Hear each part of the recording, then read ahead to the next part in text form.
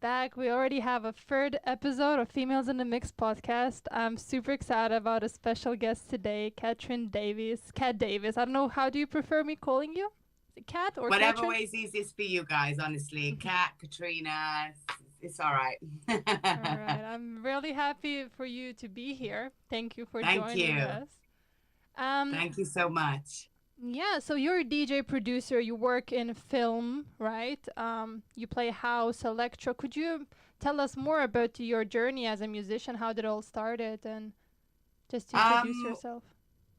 well, basically, it started when I was very, very young. I've always been in the music. My mother's was, in the reggae and all that kind of stuff. And coming from a mixed race background, that R&B, hip hop, soul music, the beats, it's always been with me.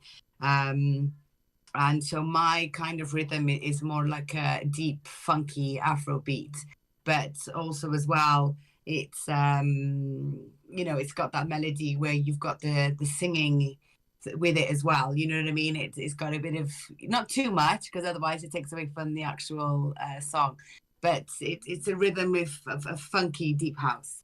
Mm-hmm. And how did you start your career as a DJ, especially, I think, a number of years ago, that was probably even harder than now, or how did Oh it my all started? goodness. Yeah. I was very, very lucky because I was in Italy, and I um, was part of a reality show called The Big Brother House. And there, outside of that, you do get a lot of notifications. A lot of people follow you in that, and so you think to yourself, well, you want to be in TV, but then you want to give something back as well. So I was like, right, okay, let's do this. Let's get into the music, because I really wanted to broaden my horizons more than anything. And so I got with a DJ here in Italy, and he took me under his wing, and he taught me literally how to DJ, with the CDJs 100s, and it was not easy, because you didn't have the link, you didn't have the sync, you didn't have, you know what I mean? And before the CDJs, it was vinyl, and that was one of my hardest I think accomplishments, was actually, to play vinyl, because then going from vinyl then to CDJs was like completely two different ball games, you know what I mean? So having everything all electronic, and having everything all touching, and instead of actually having the touch of the vinyl, it was quite hard. So I had to learn everything, all over again. But I did. And I'm 40 this year, and I Wow. started when I was, I think it was like 24, 25, actually, starting getting DJ gigs, and it all started in Italy. I see. So how did you start working as a DJ? What was your first gig? If you My remember. first Mm-hmm. gig, oh, it was crazy, because there was so much popularity with it. The reality show. Everybody's wants to know what you're doing, what you're up to, and so all eyes were on me for my first gig, and it was live and direct on a very famous Italian radio show called Radio Studio Pew, and I had a live big, the bass strings, Mm-hmm. live in the discotheque, and the discotheque was called Prince, from Riccione. It's a very, very big club, very, very big club. And it was, my heart was in my mouth, you know what I mean? I had like over 5,000 people in front of me, and And that was it's the it's first gig. that was my very, very first Wow. gig. Yeah, yeah, yeah, yeah. It's my coming out. Right. And you said that was what, 15 years ago. Oh goodness me. It was in 2004. 2004 was my first gig. Even more. Okay. Yeah, I'll come back to that, to your journey. Just to start off, I would like to share a little fact. I try to share a little history, or just something from the industry Yeah, in each episode. So I'm not sure if you're aware, there's this organization called Women in CTRL, Women in Control. I think they're more known in UK, but especially with what's been discussion that's been happening on for the past couple of weeks about, women's safety and all that. yeah. There was a couple of surveys done, and one of the survey kind of targets the gender pay gap, and So Women in CTRL, they did the survey and found out that in live, I mean, a couple of the biggest companies, women are paid less. So Yeah. in Live Nation, it's 44.5%, which is a huge number. I'm just sharing a couple of numbers. In Yeah, go Warner for it. Music, Yeah.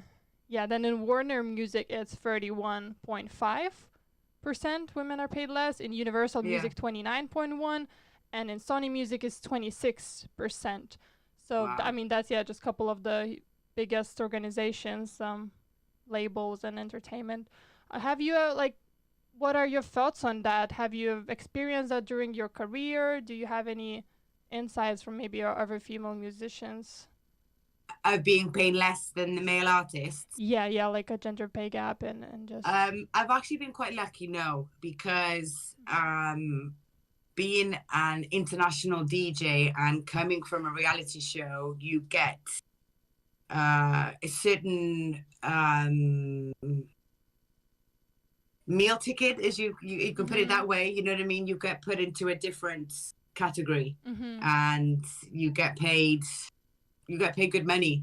You know what I mean? I have a manager, and they close my gigs, and my budget is this. They give me their budget, and then we go in between, or it's a yes or it's a no. So I've actually been quite lucky. That's great to hear. Are you surprised by those numbers, or is that something that Very you would surprised. expect? Very, very surprised. I didn't expect it in this day and age. I would expect it going back maybe 20 years ago, but not now, since so many women have become very, very strong, well-known international DJs. I mean, unfortunately, but look at Paris Hilton. I mean, she's one of the most highest paid female DJs in the world. And that's all right, thanks to her notary, everybody knows her. But at the same time, it's because she's worked the system, you know what I mean? And the system likes her and it pays her back, So I would have thought those numbers would have been a lot less. Yeah, I mean, that's just, but it is one of the most known, I think, Universal, Sony, Live Nation, that comes to everyone's mind. Spotify is 9.9%, so that's a bit better situation. And Apple, I think, is 22%. So, Right. still quite a big one. It still is. I mean, it's huge. It's huge. In this day and age, I would never expect it, but it is, unfortunately, the human race is a crazy race. It really is. Have you ever experienced in your career, or maybe any earliest memory of you feeling some sort of disparity, inequality, or anything around that type of just being a female in the working? Oh yeah, 100%. I've been not just being a female, but also being a reality star female DJ. You know what I mean? Those three things. Reality stars one, females another, and a DJ. You know what I mean? The only way I was able to convince people was through my music, was actually to show people I was able to mix. I'm not putting in a CD and a press play and I'm just turning a couple of knobs and, you know what I mean, and going, yeah, everybody hands up. I showed, you know what I mean, I was getting my mixes up, I was getting my productions up, and I was like, look, I can do it. And over, my 20-year career or more, and it's still going, luckily, I've DJed in almost every continent, in the world, apart from Asia. I haven't got to Asia yet. But I mean, it's you have to prove yourself. You do have to prove yourself. And I didn't mind proving myself because I knew I could. If you've got to be backed up by somebody sorting out your music and you're not able to use a computer, or you're not able to use CDJs, or you've never touched vinyls, then don't use this career. A lot of people say, like, I don't know what else to do in my career. Right, okay, I'm going to become a DJ. All right, okay, I thought that, right, okay, I'm going to become a DJ. Okay, so I've got to work hard to become a DJ. And I'm still working hard to this day, and I go proud for it. Absolutely. Yeah, actually, one of the interesting points, I did my dissertation in my bachelor's degree about gender disparities in entertainment businesses, focusing on female DJs. And one of the things that came across a couple of interviews, couple of articles where women feel that, women DJs in particular, that they need to really be perfect in like proving that point, but also that they're like all eyes on them, and that they can make a mistake, like a single mistake almost, because that's kind of the part of your proving. Because if the male makes mistakes, I mean, it's everyone's It's cool. fine. I mean, it's don't worry, it's fine. Yeah, You but the know, it's no moment, problem. the Yeah. moment female DJ I messes mean, up, that's already, oh, you see, she can't. yeah, she can't though. Yeah, look at her, she did the wrong. I mean, yeah, 100%. We do have that because unfortunately we get that feeling because 9 times out of 10 when you do go into a DJ console, who's sorting out the lights is male, who's sorting out the DJ console, who's just finished one DJ, so just getting it set up for you is male. You're always surrounded by male people, always. 9 times out of 10, I've maybe seen maybe 4 female owners of clubs in the whole of my career. I've never seen a female lighting assistant. It's just not really heard of, and I wish there was more of that. But at the same time, you have to understand what kind of world you are going into. It's like if you want to be a fireman, you got to female women, you got to show yourself. If you want to be a lawyer, you've got to work that a little bit harder, and unfortunately it's been like that through time. But with perseverance, you know what I mean, we can absolutely persevere and see and go and go beyond this. But it will take time, because look where we are in 2021, and not just gender discrimination, you know what I mean, we're going through so many different kinds of discriminations right now in 2021, and a pandemic. So what us females go through in the console is kind of like a taster of what everybody else goes through in their lives, you know what I mean, as in like they're going through the pandemic, oh my goodness, there's all eyes on them. The Floyd situation where black people are getting gunned down, oh my goodness me, you know what I mean, and then there's all the attention on black people. Female artists, DJs in the console, more eyes are going to be on them, you know what I mean, because hang on a minute, this is hang on, all right, okay, let's see if she can do it, let's see how, you know what I mean. So it's something that is always going to happen in life, like discrimination, like sexual, like culture, you know what I mean, it's always going to go on. All us females can do is just rise above it. And why do you have any thoughts why there's not many like sound engineers, light engineers? Do you think women are just not interested in, or are they not getting the jobs? Do you have any thoughts on it? I've never really looked into it, I'll be honest with you. I've never really looked into it. So I couldn't comment on that. And you already mentioned that 9 times out of 10 there's a male, I don't know, technician or whatever around. In general, whichever music scene atmosphere you've been working in, is it more men or women that you worked with? Like, yeah, 100% more men. 100% more men. Yeah.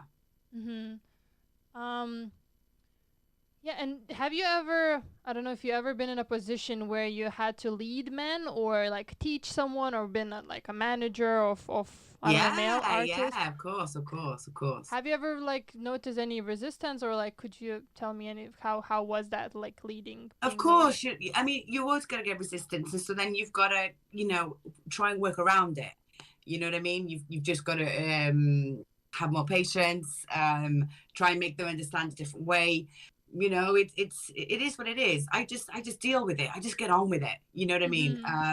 I stand up for women. I stand up for women's rights 100%, because I believe it's thanks to us this world goes round. 100%. Because without us, there is no world.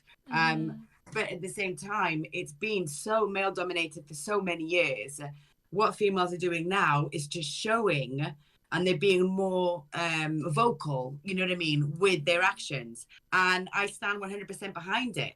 And like I said, things will change, but it's a very, very, very long road ahead. Do you have any tips or thoughts? How can we change? Is there any like face particularly that female artists should do, female DJs, female, I don't know, high position female. Um, yeah, I mean, the influencers, the people who are on, that have got those 100,000 billion followers and all the rest of it, I think they should be the ones also as well to try and help, show that we are united and show that, things can change, because it's okay coming from us, but fortunately and unfortunately, with famous people, they have so many followers, and if that famous person says a certain thing, a lot of the followers will do it. Kylie Jenner came out, a couple of months back and saying something about Snapchat and it was bad and she doesn't use it anymore. Literally within 30 seconds, Snapchat lost about a billion percent in shares. You know what I mean? They have a voice that a lot of us don't have.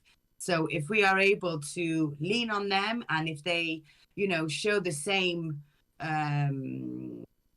wanting more than anything, you know what I mean? And it's not just always towards the beauty or how many followers can you get because you're wearing this outfit, you know what I mean? It's actually more towards female empowerment, towards racial discrimination, you know what I mean? They use this social platform in a more positive way. I think that things would get more moving, because you can also see it in the veganism side of things. You've got Leonardo DiCaprio, who is an absolute amazing trooper, for the vegan stuff, and that's a whole different situation that we could talk about maybe another time. But already, these kinds of people who are already doing a change in their lives, they're using their social platform to actually say, well, hey, hang on a minute, look, if we can do this, then maybe we can change some things. And that kind of movement, I think, can help in the bigger picture. Mm-hmm. And also, I wanted to ask about your teenage years, when you were growing up. What was the perception of female artists? Like, were you encouraged to do arts, to do music, to get into that? If you could remember anything. Oh, I was in, oh my goodness me, here in Wales, I was in, one of the most important Wales dance groups, and we would dance, in so many different dance competitions. I mean, I've got music going through my blood, coming from a mixed race family. We had reggae music pumping, in the house 24/7. And growing up here in Wales, dance was our life. It brought the community together. It brought us females together. There was no, when we danced together, we were united, you know what I mean? And there was, a sense of belonging, and that was music, and that's always been in my life. Mm-hmm. Yeah, and just obviously you mentioned that was always a part, but is there any other reason why did you choose music? Like, why do you music? Because that's my heartbeat. I cannot live without music. I have a speaker literally in every single room of the house, because I need that, just that beat. And it can be gong ceremony meditation music, when it's just vibrating sensations. It can be reggae music, or a bit of opera, you know what I mean, or classical jazz. It's just something that just gives that complete peace, inner peace. That is my inner peace. Yeah, I can relate to that. Do you think everyone that works in music is there because of their love for music, because they can't live without it, or do you think people sometimes choose us to work in the music industry for other reasons? Well, of course, everybody has their own reasons why they work in the music industry, you know what I mean? But I would like to think 99% of them do it because it's their love, it's their heartbeat, you know what I mean? It's their passion. Mm-hmm.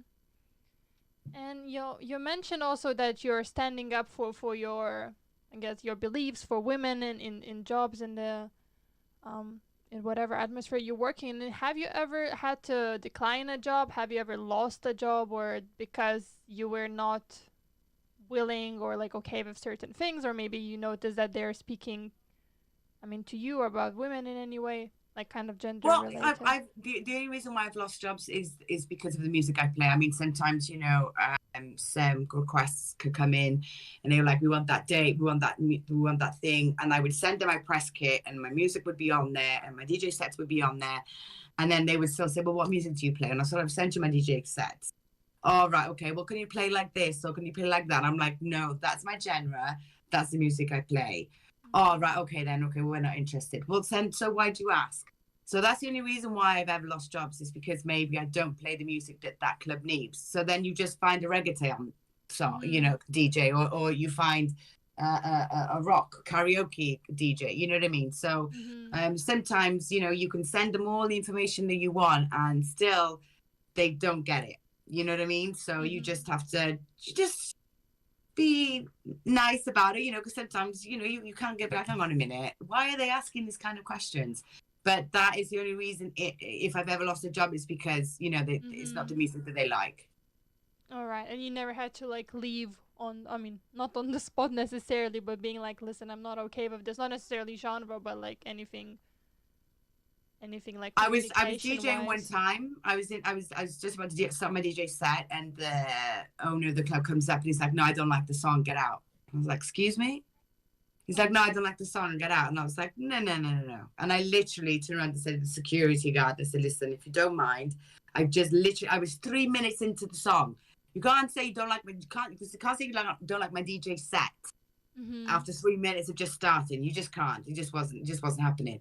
And even everybody else just turned and looked like that, and everybody was just like booing and cussing, and so they started throwing water at him. So the security had to get him out. And obviously, I played a set for 3.5 hours. He then obviously, came up and, said sorry afterwards, but sometimes it can happen, there you are, male domination. They want to show that they, but like they've got it all sorted, and they're on, and sometimes they just have to be put in their place, but nicely and respectfully. And I didn't put him in his place. The crowd did. Wow, but like where they the booker, like that's the person that booked you, and then they just changed their mind. It was the actual manager of the club. Okay, so, yeah, that's actually a very interesting one. I hear this a lot. I mean, in a lot of venues, that sometimes like a manager or even, I don't know, like a bar staff or whatever, they might comment on music, but they don't necessarily know why you're there. and yeah, yeah, give me that's one a very sec. interesting point.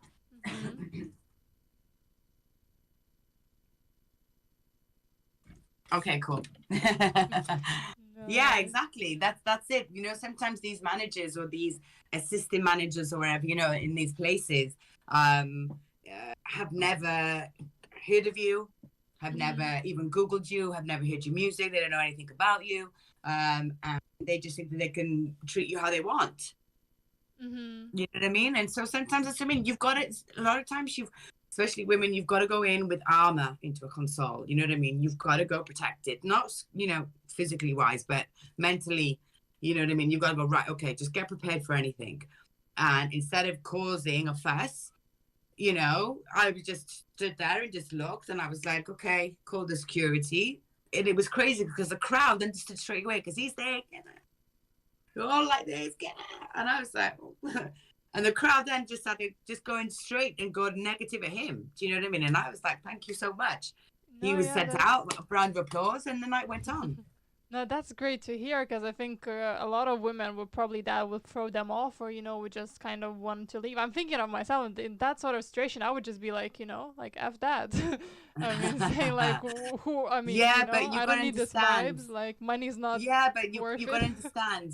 That's one person. Why ruin a night for 5,000? Yeah. What were they planning to do? Like, what was his solution? Like, just get out and what? Play playlists from Spotify or? Well, no, there's always a resident DJ anyway that always opens, because I would go in as a special guest. So you'd have a resident DJ start from maybe 11 o'clock and play until 2. And I would play maybe from 2 until 5, 2 until 6, depends, probably until closing, because that's just the best, that is, when you're closing. And because people just want more and more and more, you know what I mean? And it's beautiful if you're playing in the sun, in a place where, where there is sun, when the sun is rising at 5, 6 o'clock in the morning, and you're playing the tune, and you've got that vibe of the people, and it's just a complete atmosphere. And when you've got that from people, it's just, you know what I mean? It's just, you can't not do the gig, you know what I mean? So that's why you go in and you just get prepared for everything. Now, if I had 10,000 people booing me off, of course I'd be gone. I'd be like, okay, today I'm gone. But when you've got one person who just wants to have a little giggy thing because he's, you know, his time of the month hasn't come, you know what I mean? It is what it is. You just, I mean, you've got to deal with the highs and the lows, and you then showing yourself that way and being respectful just puts you then on a higher level, you know what I mean? And people then say, Rayman, that's okay. Well, hats off to her, you know. She had somebody shouting in her face and she still went on. Well done. Wow. So what was it that you exactly said? That you just said no, and the crowd helped. Well, no, because he just came into the console and he's just, you know, just get out. I don't like this song, get out. And seeing these actions, do you know what I mean? And I'm just standing there. People got worried because the console was quite dark, you know what I mean? Because all the lights were off because I just started the song. So people could just see this white shirt and these arms going everywhere. And security couldn't understand either. So security came in straight away. And then they came to me and I said, I don't know what's going on, but this guy's getting aggy. And literally the crowd just saw it, what happened. And we're just boo. And then they just started throwing water. Well, you know, that's the worst thing to do, because then if you get the console wet, exactly, it's, you know what I mean? So they scurried that guy out of there. You know what I mean? They had no choice to. Wow. Well, I'm happy to hear that's how you handle it. Another thing that I noticed, like, kind of around this sort of situation, what I've experienced personally as well, but what women said that a lot of times at the very beginning, or I'm not sure how to put this, but that there's always a man, like, kind of double checking you, that, like, not really, especially at this, like, setting up stage, you know, when you're, like, connecting all the equipment and stuff, like, I don't know if you know what I'm talking about. There's always someone to help you to check, because I mean, even if you've been DJing for years and been setting up the same equipment every night, maybe at the same location, there's always someone to check the wires for you, to check There's always somebody to check. There's always somebody to check. But where I've done residencies, no, never. I've been there sometimes when the console's been completely shut off and I've had to turn it all on and open up the night, you know what I mean? But when you're in a big ass club, you know what I mean? When I've been in Spain, in Tito's, in Palma de Mallorca, and you've got, you know, 4 or 6 CDJs, do you know what I mean? There has to be somebody to show you, you know what I mean? Which ones do you want to use? How many do you want to use? If you've got anything to attach on, do you know what I mean? You've got to have somebody there before you. But it's been nice for me to be on the other end, though, where I finish the DJ set and the next DJ come on who's been more important than me, has asked me how the console works. Wow. Yeah. That's been so. It's been all right. You've got somebody there, but it's also as nice as well when you finish a DJ set and somebody's like, oh, all right, okay. Can you show me this? Or where's that? Instead of going in to ask a technician. Do you know what I mean? It's like, you know, it's nice also as well to be asked something, and you're like, Rayman, you're a DJ who spins around the world, and you don't like, oh, where's your technician guy? Or where's the guy who sets up? You know what I mean? It's also nice in that way that sometimes somebody else can ask you a question. But sometimes also as well, DJs can be sly.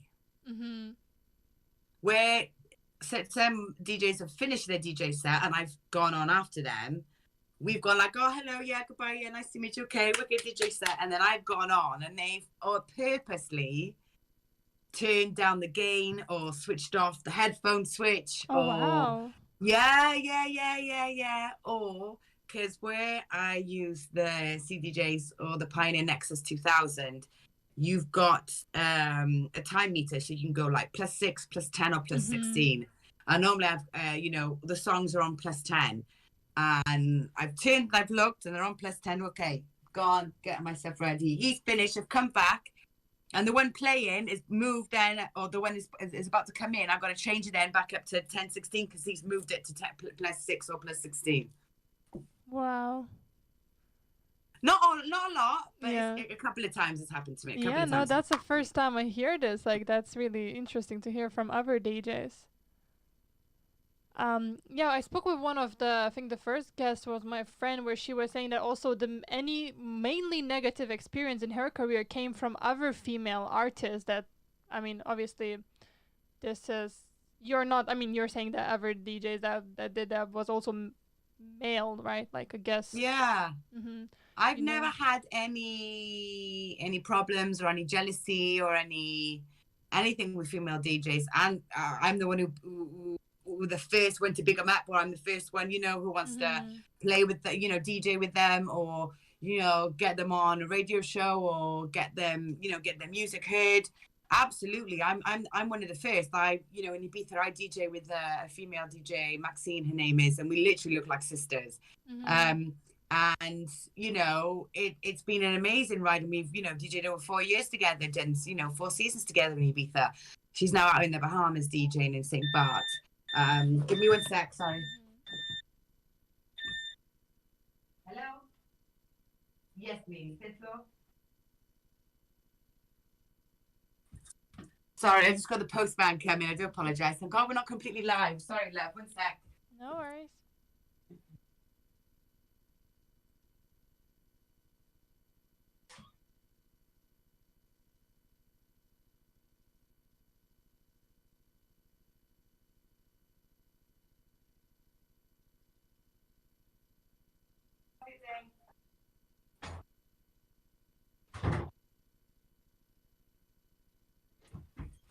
Okay, I'm back.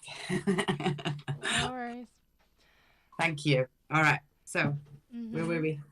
Yeah, I mean, just the female DJs and competition. That's great that you haven't felt much. And then if there was any competition, I mean, you said they were clearly doing that on purpose, right? That was like switching off, and it wasn't like an accident. And Well, you it's even. just like, to get you prepared to see if you know your stuff. Mm-hmm. That way. It's like, okay, let me see if she knows what she's doing. Let me turn this off and do that. Let me see if she, you know what I mean? But like I said, it hasn't happened a lot. I'm talking about literally 2 cases in 25 years. You know what I mean? Mm-hmm. But it just made me laugh. That's all. Right. Also, I wanted to ask a bit of a possibly personal question. You mentioned that you also DJ'd at like 2 a.m., 6 a.m., 5 a.m. I mean, Yeah. have you ever felt unsafe at job, or like leaving the No, clubs? because I've always had security. Always Oh, had security. okay. I never go to a gig on my own. Never. Oh, wow. Never go to a gig on my own. Do you think it's dangerous for those that do? For us? Well, no, it's not that. It's just that 9 times out of 10 you pay cash. Mm-hmm. They send half to your bank, because not 9 times out of 10 they've got to do an invoice for something. You know what I mean? And then the rest, then you get cash in hand. Not all the time, but 99% of the time. And that cash in hand could be £10, that could be £10,000. You know what I mean? Mm-hmm. No woman should ever come out of a club on her own with that type of money, because I've known my friends, that have DJ'd, and they've, been followed home and literally been held at gunpoint, take their watch taken, their DJ kit, all their kits taken, and their money. Wow. Where Yeah. did this happen? It doesn't matter where it happened, but it's happened. And so the simple fact is that no woman ever, or you go with your crew, you take some friends along, or you take a security. Absolutely. When you get into the club, when you speak to the manager, say, right, I want a security guard always in the console. After I finished, I want him always by me. And then, or you know what I mean, hanging around with my crew, so we're all nice and good. And then, or if I'm with my crew, I just want just to be like, so we're all good, and I can also as well afterwards, because sometimes I don't finish right to the end, and I want to stay and party with everybody else. You know what I mean? Mm-hmm. So it's nice then. But if you're on your own, you should never ever go to a DJ set ever on your own, ever. No. Mm-hmm. Wow, that's really interesting. I think especially if you're DJing at night. You know what I mean? Or early hours in the morning. In the afternoon, yeah, go for it. You know what I mean? Because it's still, the sun is out. But at nighttime, I mean, I just don't think so, because sometimes as well we want to dress nice and sexy. Legs out or tits out or whatever it is. And sometimes if you are on your own at 6 o'clock in the morning and you wait for a taxi or whatever, it could, some men say that, oh, you're showing off and so you want it, and we're not, sometimes we're not left alone just to look pretty, just to look nice. You know what I mean? We're showing off and we're really not. We're just, 6 o'clock in the morning, finish my gig, I'm going home. Oh, no, you're not, mate. You're coming with me. So, it's always best to be in company. And I think that way you have a much nicer gig as well. Mm-hmm. No, yeah, I think, yeah, obviously that's very, very useful for those that can afford it and are on the level. But I think a lot of starting DJs, especially young male and female, that trying to get into industry and really like take any gig day that comes their way, and then just going sometimes to another city at like 5 a.m. or whatever might be a bit of a tricky situation. It is. I mean, you've got to be careful. I mean, I've DJed in Moscow, you know what I mean, for this beautiful company called We Are Family. And, I was, when I got out there, I didn't travel. I traveled there on my own. But when I got there, I was met by one of the club's drivers, you know what I mean? And I was taken then to the hotel. And do you know what I mean? I was there on my own, but I was, you know what I mean, accompanied throughout it. Mm-hmm. So when I first started off, my story is a bit different. I didn't start off as with the small gigs. I started off in the big clubs, and my story is a little bit different. Mm-hmm. But what my message is to young female artists and male artists, you know what I mean? I know, that gig out there might be quite good, it might be important, and that's absolutely great. But if you can, do not go on your own, because that way then you look more professional. Do you know what I mean? That could be your assistant, or that could be your cousin, your brother, your mother. You can make up whatever that role is. Mm-hmm. You know what I mean? And if you're interested in getting into the DJing and you want to travel and all the rest of it, the client should be paying for the flights anyway. Mm-hmm. And if you want to take somebody with you because you are going overseas, that client should at least pay for their hotel, at least, because 9 times out of 10 you're sharing the room anyway. Mm-hmm. So, I luckily have never heard of any new female artists or male artists getting any new gigs and going overseas on their own. I'll be honest with you, I haven't. And if I did, I would just say, please, if you can, take a friend. Absolutely take a friend. Mm-hmm. And that's very, really interesting insight to hear from a, level DJ where you said you started with the big gig. So that was really useful to know. Yeah, because it's different, you know what I mean? I started out, you know what I mean? 1, 2, 3, 4, 5, 6, 7, 8. I'm hearing the beat and counting it down and counting it in my head. You know what I mean? I started from scratch that way, as in DJing, but my DJ gig started at a different higher level. You know what I mean? With a different cachet. So, you know what I mean? It's a different ball game. But like I said, if I was starting out and going to these new gigs and that, I would definitely take my crew with me, man. Absolutely take my crew with me, because that's the least they can do is pay. You know what I mean? Especially if you're in the UK, you know what I mean? If you're a DJ here and you got a gig in Bristol, or you're from Cardiff, or you're in London and you got a gig in London. Yeah, right, okay. You get a couple of your friends together, and I'm sure the owner of the club will get you a couple of passes free. Do you know what I mean? Because then that creates more people then to get in. Mm-hmm. Yeah, that's really a good point. All right, one sec, my love. One sec. Mm-hmm. All right, Papa. All right, let me get it in there.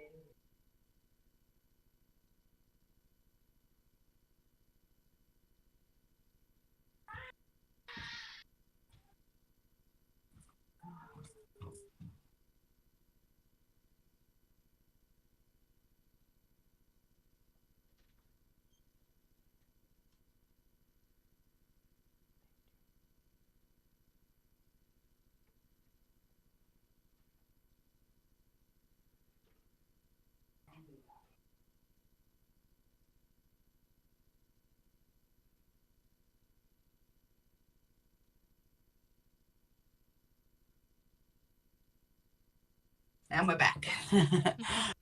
Yes. All right. So another question, maybe of a harder ones.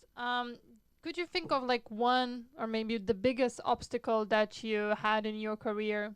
Not necessarily anything related like gender or anything, but like what would you say was the hardest either the single event or just in general that you have to overcome?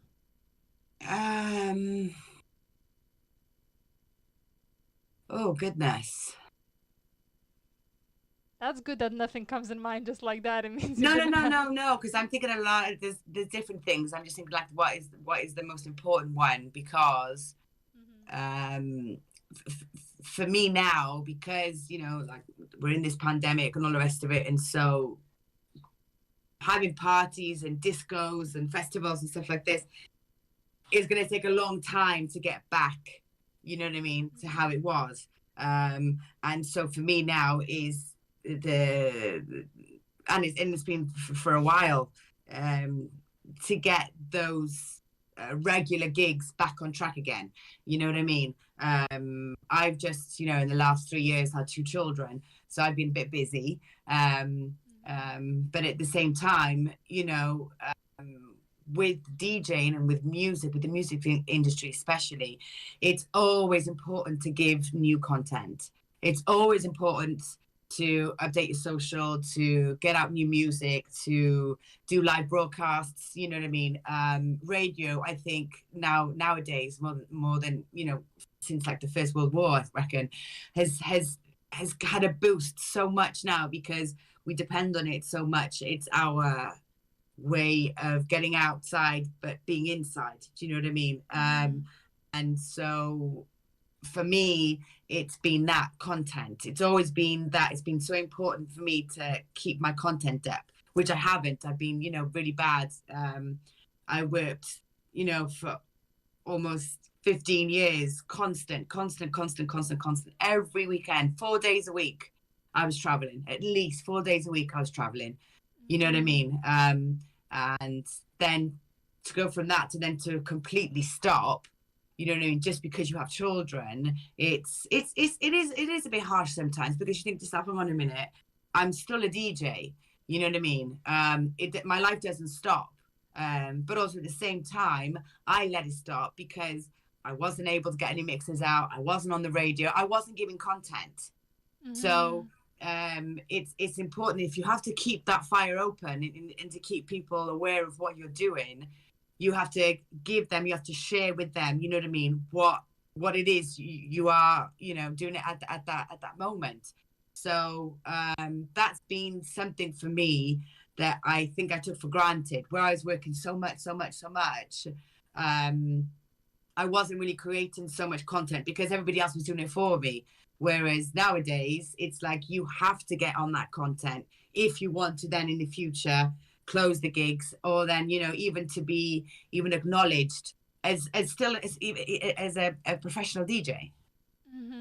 That is actually very interesting, and I think you're our first mom on the podcast. I've been reading quite a few, but I feel like people are not talking about this enough. I think Women in Control, the same organization I mentioned at the beginning, I think one of the survey's results was also that over 80%, I believe, women working, well, mostly in major labels and radios, feel like if they were to have kids, that would really impact their career in more in a negative way.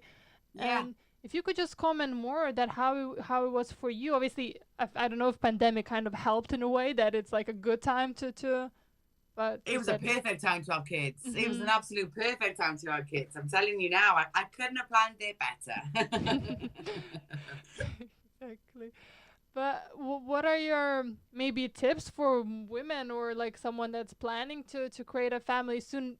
I mean, I know that some women are saying that we are taking kids to the workplace as we're taking them to the meetings, and that should be normalized. And I mean that we can miss out or that we can work from home. I mean, if you have any insights of like, or is it just you have to be ready to take a pause for like a year or two or however long it takes? I mean, the simple fact is that if you can, on my first child, after 3 months, I started back DJing, I started back traveling. You know what I mean? I was lucky enough to have the grandparents around, which are very hands-on. And so when my first 3 months, I went back working straight away. I did straight away, straight back. And it was, I loved that time at home with my kid, absolutely, but I missed that everyday function of music, you know. So absolutely have that break, you know, but don't think that it's wrong to go back and you know, do whatever work that you want to do, you know. That child will still thrive, that child will still be loved, that child will not grow up, you know, hating its mother because, you know, she went back into the field work, because they don't grow up hating their fathers if they go back into the field work. I tell you now. So I just think that we have to stop beating ourselves up as well, because sometimes we feel bad that, you know, we want to go back to work. And sometimes, you know, we feel bad because we want to spend time with them, but also at the same time, sometimes we have to go back to work for money, but also sometimes we want to go back to work because for our sanity, you know what I mean? But sometimes taking that break, you know, does backfire on you, and you get lost in translation, and they just, you know, sometimes forget about you. So then you've got to make sure you bring yourself back. Now, you know, after my first child, now I've, you know, just had another child, and I'm ready to get back on that horse again. You know, I've been lucky to have the second child during the pandemic, so I haven't missed any gigs. I haven't really missed anything at all. I've been able to focus completely on that, you know, on the children. And so now they're getting a bit older, I'm able to be like, right, okay, Kat can get back on, you know, back on focus more than anything, you know, because I've missed being able to have that connection with people through my music. And also a bit of one of the personal ones. I mean, you don't have to answer, but I wanted to ask your experience, if you ever have you ever felt judged for having kids or wanting to have kids, or No, I was judged because I didn't have any kids. Yeah, that's a very right one, that you're judged either way. You know, I turned 40 now in April, you know, and I've got 2 kids under 3. So I waited, you know, till I was, you know, right till the margin. But I did that on purpose because I knew I wasn't going to be ready when I was younger to have kids. I wanted to still get out there and still do it all. And even now with my kids, I'm still going to get out there. I'm still going to do it all. Do you know what I mean? Because I think to myself, life does not stop just because you have children. You bring them along with that adventure that you do. No, of course, every place that I travel, the kids won't come with me, but they already are children that know, you know, Mummy is in the music industry, because all I've got is just music on all the time in the house, and they both literally love the stuff, absolutely love it, you know. So it's it's up to you at the end of the day. But I always had my family saying, oh, tick tock Katrina, you know, your biological clock is ticking away. And I was like, okay. And I had a lot of my friends think that I would never become a mum, because I was so into my music, and because I was always DJing. That's my life, you know what I mean? That was my income, you know, that's my bread. So everybody thought to myself, nah, she'll never settle down, nah, she'll never have kids, and all the rest of it. And I thought, well, you know, settling down and having kids, I don't have to do both of them, but I wouldn't mind kids. So, you know, I just thought to myself, let's just do it, let's go for it. And these beautiful children are a blessing to me, and they, you know, make me understand, you know, how you know, special this life is. But at the same time, I can't wait to get back out there, you know, and share my music again. That's really inspiring to hear. Thank you. Because, yeah, I mean, a lot of research saying that, yeah, a lot of women, DJs especially traveling, touring DJs, of almost that having a family has to either, like, be an end to it. And also, I mean, aging. Like, we don't know a lot of women that are DJing in their, I don't know, 50s, 60s or so. Do you know it? Many. I mean, you don't look 40 at all, so I'm just like, thank you. Shocked. But yeah, I mean, that's another topic that people talk. I mean, for women to DJ, can it actually be your lifelong career, or do you know any women that? I mean, it's not about being a lifelong career. I mean, I would love to DJ until I'm 60, 70, 80, you know what I mean? But in a console until 5, 6 o'clock in the morning, no, absolutely not. That's why, you know, nowadays, if the festivals that I do, or you know, events that I play at, it's more daytime, and you know, maximum maybe 2 o'clock in the afternoon, because you know, different criterias, you know, different kinds of festivals, different kinds of parties, and that. It's a hard one. I mean, you know, when does a woman stop DJing? You know, what is the age? There isn't, you know, there isn't. And I haven't seen an older woman, you know, in you know, over 60 or whatever, you know, but 40, 50, yeah, 100%, because nowadays, like you say, 40 is the new 20, you know. You know, as women, we're taking more care of ourselves, and we're making sure that, you know, we eat our greens and take our vitamins, or, you know, then there's people, they do Botox, or, you know, I get my hair, you know, I get it colored or whatever, you know. So we're looking more, we're looking out for ourselves more, you know. And the 60 that was maybe 30 years ago is, you know, nowhere near 60 what you see now. I mean, you know, I see women who are 60, I'm like, what? You just wouldn't believe it. You just wouldn't believe that they're 60. And I was like, that's just absolutely amazing. But I just think it does, you look after yourself and your body looks after you, you know. So yeah, whatever age it is, I will continue this beautiful career, this beautiful journey that I'm on, you know. I feel like I'm only halfway. I've still got so much more to give, you know. So watch this space. No, yeah, that really sounds great and inspiring. I'm happy to hear this, because I was wondering myself. I think it's not necessarily society that just puts you down, but maybe, yeah, just personal choices that you don't want to stay up till 6 a.m. every night. No, it's personal choices, and then you have to decide, you know what I mean, how you want then your career then to flourish, you know, if you can choose, you know. And it's nice to be able to come to a stage and say, right, okay, there's this kind of situations where I want to bring my music into, so that's what I want to focus on. I don't want to do that anymore, or if I do that, it has to be certain situations and certain circumstances, you know.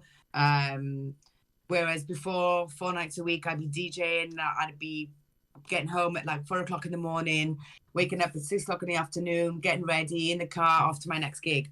You know, I wouldn't, my 20s and 30s were, you know, just gigs, traveling, gigs, party, gigs, traveling. It was amazing. It was absolutely amazing. And I would love to if I could, I'd redo it all again, you know.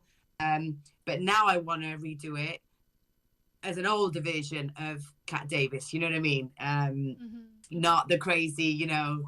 I still got that in me, don't get me wrong, but it doesn't need to go to that extent anymore.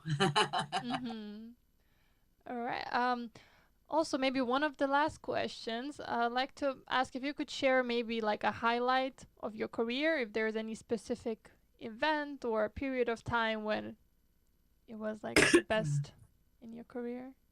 Yeah, one of them, when I DJ'd for the Love Parade in Brussels. It was one of the most amazing festivals I've DJ'd for, because it was beautiful, because the festival would be on big, the whole sound system and the console would be on the back of a huge truck, and the truck would just move like 5 kilometers an hour, you know, go really slowly, and then the crowd would just follow the music. Wow. And there was over 250,000 people, you know, just following each, you know, through the parade. And it lasted from like, I think we did about from 12 o'clock in the morning till 12 o'clock at night. And I DJ'd for 8 hours non-stop. Hang on one sec, sorry. Hello? Yeah, thanks, Edgar.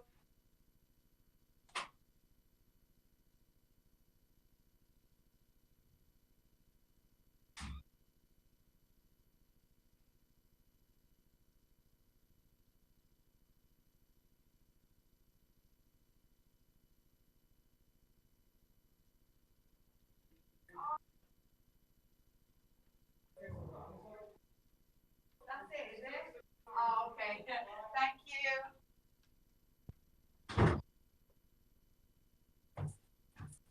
All right, okay. Sorry. Lady Postman. Okay. Yeah, that was one of my favorites so far. you know, and it was absolutely beautiful. I DJ'd for 8 hours nonstop. Oh 8 hours wow. nonstop. Literally, to go to the toilet, you had to jump off the side of the lorry and just look for the mobile toilets. And I don't know, I put a piece of music on, was like for 10 minutes. Mhm. So I literally have, because the van wouldn't stop, the lorry wouldn't stop if you had to go to the toilet or whatever. But you'd have to do a quick one in the mobile toilets, and by the time you got out, it was just a little bit away, but then you had to get back on. And but that was my longest ever DJ set so far, and Wow. the most empowering, absolutely the most empowering. Yeah, 100%. Wow. That sounds amazing. Hopefully that we'll see something like that in upcoming years. It's hard to imagine now Oh, fingers crossed and 200,000 fingers people. crossed. I mean, my dream in the future is, one of them is to DJ at Burning Man. Mm. That would be like definitely one of my top 10, definitely. But Yeah, speaking it into just to get out existence. there again, just to be able to get out there and just to DJ and just to, be part of it all again, and spread the love musically wise is just, it would be an honor, absolutely. Mhm.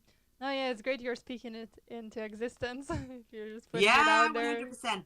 It will come back. It will come back. You know what I mean? Mhm. We might have to all have this nasty vaccine, but if it brings it back, the unity of the people through music, then so be it.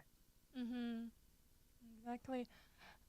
So do you have any projects to share? Anything that's coming up? What is your next plan? Let us know where we can find you and shout out yourself. Well, as of right now, just working on my music. You know what I mean? Getting, fingers crossed, my next production out. That's what is the next. That's my next goal. You know what I mean? Getting more of the producing side of things. This summer, we have to see.